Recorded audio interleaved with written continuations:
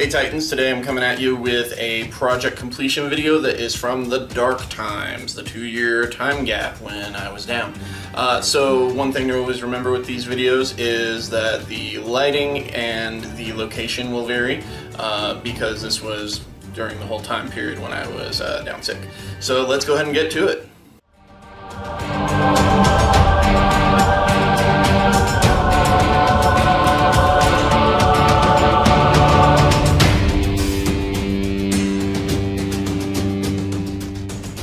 Hey Titans, I've got another completed project video for you today. So today you're looking at one of our new Etsy entries. This is the winterized version of the Deep Forest set design.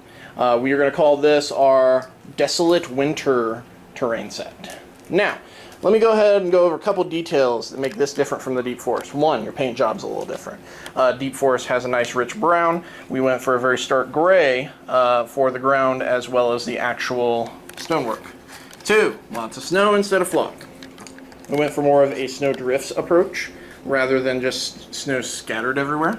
That's because to really make the grays of the rock and the ground show through and create that contrast between the white and the gray, you needed to be able to see more of the stonework.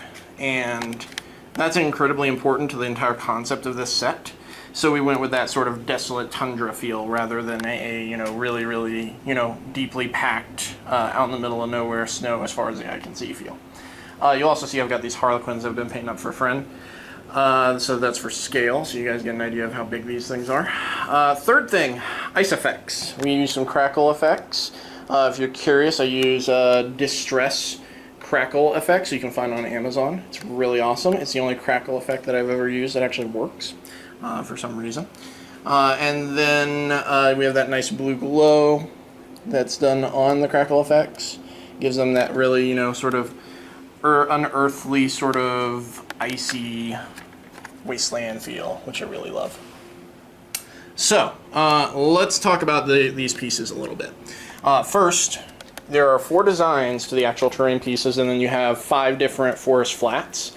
If you're familiar with our Deep Forest sets, it's pretty much all identical in design other than the alterations to make it a winter set. But for those not familiar, you get 3 small forest flats. All of them are different shapes, so you got that one.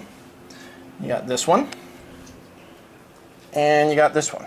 Then you come with 2 larger forest flats. Actually, I believe that's a small one as well. That one over there is the larger one. Yeah, he's a little wider. And then you've got this one right here. Now this one is actually, I used the GW Trees set is the shape, so it has the same imprint as the GW Trees, which is, pretty neat for gameplay purposes. You then have 2 hills. You have a smaller hill that's better for like tactical marines. You can fit like roughly a tac squad, or some artillery, or some devastators, some ludas. Enough guys to get up on there and give you some elevation. And then you've got a large hill, which is a large sloped hill. So let's take a look at this over here. So this is a large sloped hill. It's not so sloped as to prevent models from going up on it and standing up on it. Any metal old War Machine models will probably have a hard time, but current plastic War Machine models won't have a problem with it.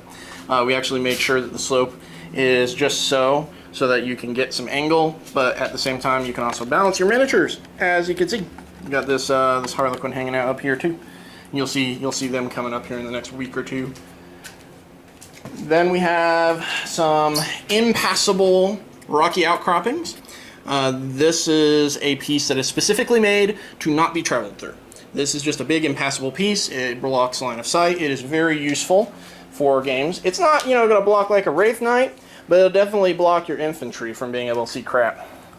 And then lastly, you have this other rocky outcropping. Now this one, not quite so impassable. You actually do have some spots on him where you can place models, especially like up and over. So you could hang out back here and then, bounce up and over. So you could even get up on here if you wanted to. So as you can see, we kind of think about all these little things when we're building terrain.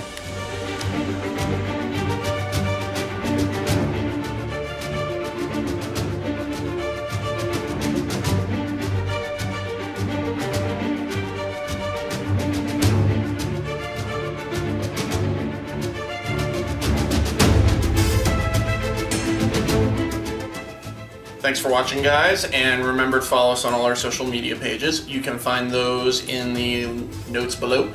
And if you would like a free quote on anything, just shoot me an email to titanterrainstudio@gmail.com.